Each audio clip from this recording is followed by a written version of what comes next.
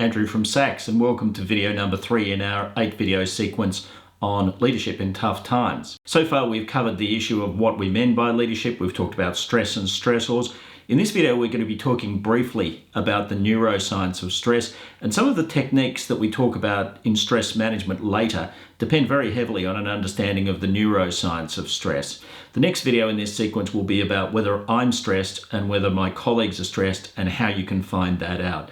So this one is about the neuroscience of stress. Now, the neuroscience of stress can be dealt with in a range of different ways. Simple ways, complicated ways. We're taking a simple perspective, a kind of a whole brain and a whole brain system perspective on the neuroscience of stress. And what we find is that the brain tends to respond in 3 ways: the fight response, the flight response, or the freeze response. Now, there is a 4th way that's been identified more recently in neurological studies, but we're going to start off with these 3: the fight response, the flight response, or the freeze response. Now, of course, this evolved from the time of the hunter-gatherers, and we're being attacked by saber-toothed tigers or snakes or whatever. So you have 3 choices historically. You have the fight response, which is that whatever the threat is, I will attack it. And the neurological chemicals and responses that happen in response to that tend to be the anger type responses. Then you have the alternative, which is rather than fight this enemy, I will run away from it. And that's called the flight response. And again, you get very strong neurological and biochemical responses to help you to run away, including things like the capillaries on the outside of your body will shrink, which cause you to be less likely to bleed profusely if you get hurt by whatever it is that you're going to try to run away from. That happens with the fight response or the flight response. You also get pupil dilation. And there's a very biological reason for that, and that is that many of the threats that we experienced in the hunter-gatherer days were experienced at dusk. And if your pupils dilate, that makes you more able to see, but in particular it improves your peripheral vision, so you're less likely to be able to be snuck up on by one of these threatening experiences. So the fight and flight response. Now, the freeze response is what happens when you can't run away and you can't attack. And so you'll often see that animals will hunker down, they'll try to hide in the grass.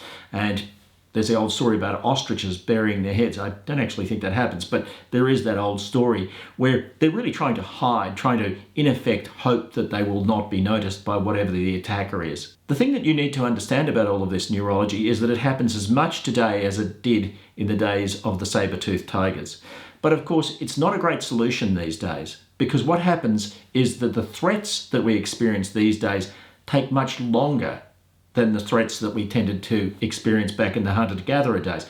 You get attacked by a saber-toothed tiger, well, you live or you die. But if you've got stress at work, you're getting the same fight, flight, or freeze response. Your amygdala is active. You are pumping into your body a whole bunch of chemicals like adrenaline and those kinds of things, which are long-term not good for you, and cortisol, which can in fact cause cancer. And so what tends to happen is that the fight, flight, and freeze response is kind of geared to a simpler era where it was like flipping a switch. You live or you die, and if you die, you go on to try other things. Now, the forms of stress that we experience are persistent, and so we tend to get sublimated responses to fight, flight, and freeze. So, a sublimated response to flight might be where you're going to undertake politics in your workplace and try to, in effect, derail the efforts of the organisation in that way. Or the flight response could be, I'm not going to go to work. Absenteeism will increase. And the freeze response, that's when people will have what's called presenteeism, where they turn up to work, but they're really not actively involved in the workplace.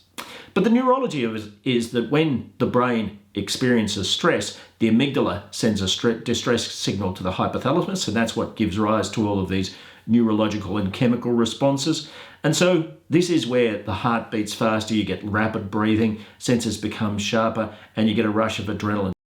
When we're under stress, our brains are less productive and have less capacity to think creatively. And David Rock, who's a very famous neuroscientist, was heard to comment that when people are under enough stress, it's actually like they've lost IQ points. Your ability to be objective, your ability to stand back and reflect on things, to sum up an entire situation goes. And you may notice that if people are really stressed, have you ever noticed how they really drill down into the detail? Then she said this, and then he said that, and then I got this email, and then the customer rang.